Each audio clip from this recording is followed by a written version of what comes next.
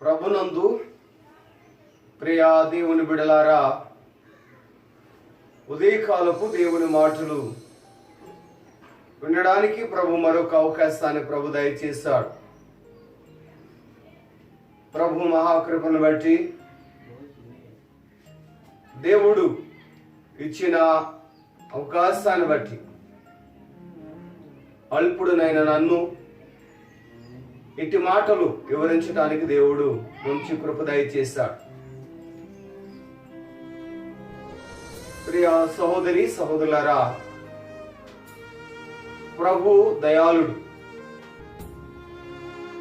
ఆయన ప్రేమ కలిగిన వాడు కనుక ఆయన ప్రేమను బట్టి ప్రేమ గల మాటలు ఈ రీతిగా పంచుకోవడానికి దేవుడు మంచి కృప అనుగ్రహించి ఉన్నాడు.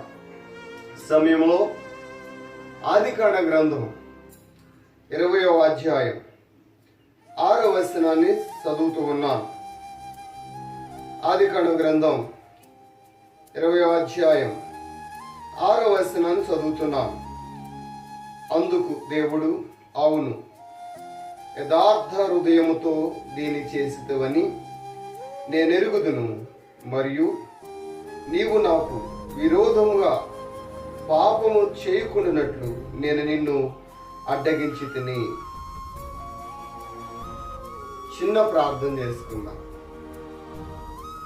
పరిశుద్ధుడా, ప్రేమగల తండ్రి, కృపగల దేవా, నీ కొందనాలు. చదవబడి నీ మాటను జ్ఞానిస్తుండగా నీ ఆత్మ సహాయం దయచేయమని యేసునామములో ప్రార్థిస్తున్నాం తండ్రి, ఆమేన్. ప్రియా దేవుని బిడ్డలారా, చదివిన లేఖన భాగంలో మాటలు మరొకసారి మనము జ్ఞానం చేద్దాం. ఇక్కడ ఒక రాజు గురించి దేవుడు మాట్లాడుతున్నాడు. ప్రియులను గమనించండి. అబీమెలెకు దేవుని దృష్టిలో యథార్థత కలిగిన వాడిగా ఉన్నాడు. ఇక్కడ దేవుడు అంటున్నాడు, అందుకు దేవుడు, నీవు యథార్థ హృదయముతో దీన్ని చేసేతవని నేను ఎరుగుదును, మరియు నీవు నాకు విరోధముగా పాపము చేయకుండానట్లు నేను నిన్ను అడ్డగించి తిని. ప్రియులను గమనించాలి. అయితే ఇక్కడ అందుకే నేను నిన్ను ఆమెని ముట్టనీయలేదు అన్నాడు. ఈయనలో ఒక దురాలోచన వచ్చింది. అంటే ఆలోచనలో చెడు ఆలోచన. ఒక స్త్రీ పురుషుల మధ్య వారు అబ్రహాం గారు చెప్పిన మాటను బట్టి ఈమె నా చెల్లెలు అన్నప్పుడు చారాన్ని ఈమె ఆయన చెల్లెలు కనుక అన్నట్టుగా ఆయన భావించుకుని ఆమెని తన గృహంలోనికి లేక నగరంలోనికి రప్పించుకున్నాడు. ప్రియులను గమనించాలి. దేవుడు యథార్థవంతులను ఏం చేయనోడు అంటే పాపం చేయనోడు. తన యందు భయభక్తులు గల వారిని ఆయన పాపములో పడకుండా, ఆ పాపములో పడిపోకుండా ఉండడానికి దేవుడు గొప్ప కృప దయచేస్తాడు. ఇక్కడ మనం ఆలోచన చేస్తే అబ్రహాము చాలా దేవుని యందు భయభక్తులు గలవారు. అయితే పరిస్థితి అలాంటిది వచ్చింది. అక్కడ ఆ పరిస్థితిని బట్టి వారు ఆ మాట చెప్పవలసి వచ్చింది. దానిని ఇంకొక ఆలోచనగా తీసుకుని ఆమెని తన ప్రియులరా, ఆ మాటను మనం ఆలోచన చేస్తే, నీవు నీ ఇంటికి చేర్చుకున్న స్త్రీ ఒక పురుషునికి భార్య అని దేవుడు స్వప్నమందు మాట్లాడుతున్నాడు. జాగ్రత్త, పాపమునకు చేయడానికి వెళ్తున్నావు. నువ్వు పాపం చేయడానికి వీల్లేదు. అంటే నువ్వు ఆలోచించిన ఆలోచన నేను ఎరుగుదును, నువ్వు యథార్థముగానే ఆలోచించుదువని నేను ఎరుగుదును. ఒకటి, నీవు నాకు విరోధముగా పాపము చేయకుండానట్లు అడ్డగించి తిని. ప్రియా దేవుని బిడలారా, దేవుని యొక్క సన్నిధిలో దేవుడు మనల్ని కోరుకునేది ఏంటంటే ఆయన ఎదుట పాపంలో పడకుండా ఉండాలి. తన బిడ్డలు పాపానికి పాత్రలుగా ఉండకూడదు. తన బిడ్డలు ఆయన ఎదుట యోగ్యమైన స్థితి గలవారై ఉండాలి. ప్రియ దేవుని బిడ్డలారా, ప్రభు ఈ రీతిగా అడ్డగిస్తూ ఉన్నాడు. అంటే పాపము చేయకుండా ఆపగలిగిన వాడు. అంటే పాపం అంటే అసహాయపడే దేవుడు తన పిల్లలు పాపము చేయడానికి వెళ్తున్నప్పుడు దానిని అడ్డగించే పరిస్థితి మనం చూడగలుగుతున్నాం. ఏ కీడును ఊరికే ఒక మాటను జ్ఞాపకం చేస్తాను. దేవుడు చూడు నాబు చేస్తున్నాడు అనే మాటను బట్టి ప్రియులను గమనించండి. ఇది సందర్భం అని కాదు, కానీ దేవుని యొక్క ఎవరు ఆపు చేస్తున్నారు కీడులో పడకుండా అని మనము లేఖనాల్లో చూడగలిగితే, మొదటి సమూయేలు గ్రంథము 25వ అధ్యాయం 26వ వచనంలో, నా ఏలిన వాడా, యెహోవా జీవము తోడు, నీవు జీవం తోడు ప్రాణహాని చేయకుండా యెహోవా నిన్ను ఆపి ఉన్నాడు. ఇక్కడ ప్రియులను గమనించినట్లయితే, ఇక్కడ ఒక వ్యక్తి పాపము చేయకుండా ఆది కాలంలో చూడండి ఆగినట్టుగా మనం చూడగలుగుతున్నాం. ఇక్కడ దావీదును గూర్చి కూడా దేవుడు మాట్లాడుతూ చూడండి, అక్కడ ఒక వ్యక్తి నవాలనే వ్యక్తి తిరుగుబాటు స్వభావంతో కొన్ని కారణాలు బట్టి చూడండి ప్రియులరా, అతని యొక్క స్థితిని బట్టి మరి అతనిని మరి లేక కొట్టడమో లేక వేరొక ఉద్దేశంతో చూడండి వస్తున్నప్పుడు తన భార్య అయిన అబిగయలు దావీదును గనుకొని ఏమంటూ ఉందంటే, ఇక్కడ నా ఏలిన వాడా, యెహోవా జీవము తోడు, నీ జీవము తోడు ప్రాణహాని చేయకుండా యెహోవా నిన్ను ఆపి ఉన్నాడు అన్నాడు కదా. దేవుడు ప్రాణహాని చేయకుండా అంటే నువ్వు నరహంతకుడిగా మారడానికి వీరలేదు.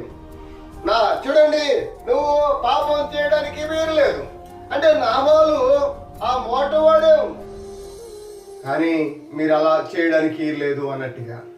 ప్రియులను గమనించండి, దేవుని ఎదుట మనం అటువంటి స్వాభావికమైన లక్షణాలు కలిగి ఉండాలి. అట్టి రీతిగా కురోజును దావీదు పాపం చేశాడు. దావీదు పాపంలో పడిపోయినప్పుడు తన నోటి నుండి పలుకుతున్న మాట ఏంటో తెలుసా ప్రియులరా?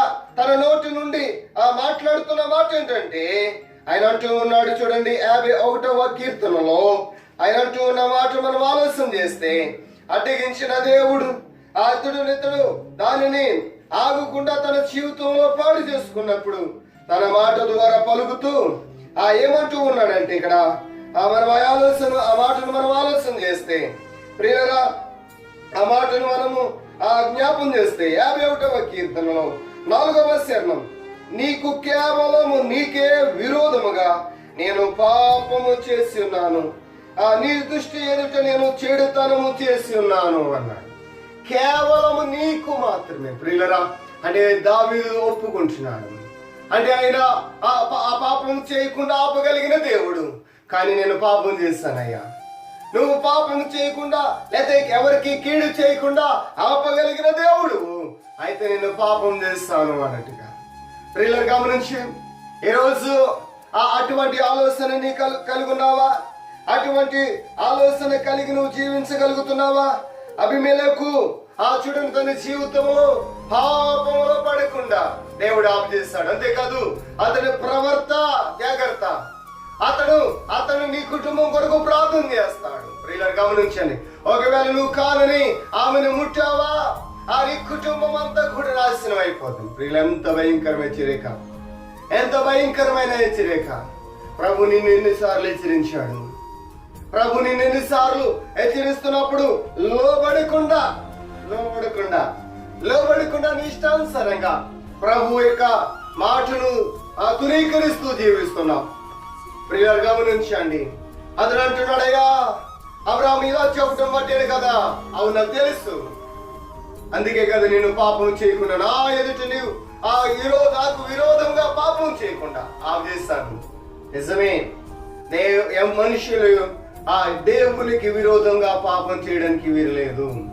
పాపం అనేది దేవునికి అసహ్యమైంది గనుక పాపములో పడకుండా దేవుడు ఆపగలుగుతాడు.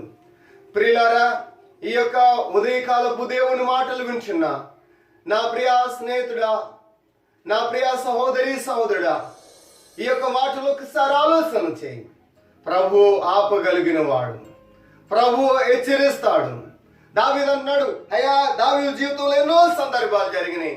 అయితే దావీదు అందుకే అంటున్నాడు, నేను కేవలం నీకు విరోధంగా నేను పాపం చేస్తాను, నేను ఎదుటి చెడుతనము. అయ్యో, ఎంత భయంకరమైన పరిస్థితి ఈరోజు మన జీవితాల్లో ప్రభుకి విరోధముగా. అందుకే ఆయన అంటున్నాడు, నేను పాపము చేయకున్నట్లు నీ వాక్సము నా హృదయంలో ఉంచుకున్నాను.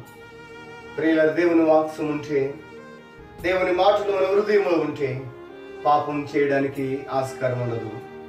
ఒకవేళ నీ హృదయంలో దేవుని మాటలు లేవా, నీ హృదయం అనే పలక మీద దేవుని మాటలు రాసుకోలేదా, అయితే నువ్వు పాపానికి పాత్రుడివి. చూడండి ప్రియులరా, గమనించాలి మాటలు మనం ఆలోచన చేస్తే. మరొక మాటను మనం ఆలోచన చేస్తే ఇక్కడ కీర్తనకారుడు అంటున్న మాటను, మరొక మాటను మనం చూడగలిగితే చూడండి, ఇక్కడ 41వ కీర్తనలో దావీదు గారు అంటున్నాడు, యెహోవా నీ దృష్టి ఎదుట నేను పాపము చేసి ఉన్నాను అన్నాడు కదా. అంటే నేను పాపం చేస్తాను. ప్రభువా నువ్వు ఆపగలిగిన వాడు, అయితే నేను పాపం చేస్తాను, నన్ను కరుణించు అంటున్నాడు ఇక్కడ. ప్రియులరా, గమనించండి, మనం ఆలోచన చేస్తాం, నన్ను కరుణించుము, నా ప్రాణమును స్వస్థపరుచు. ప్రియులరు, గమనించినట్లయితే ప్రభు ఎదుట ఒప్పుకున్నాను.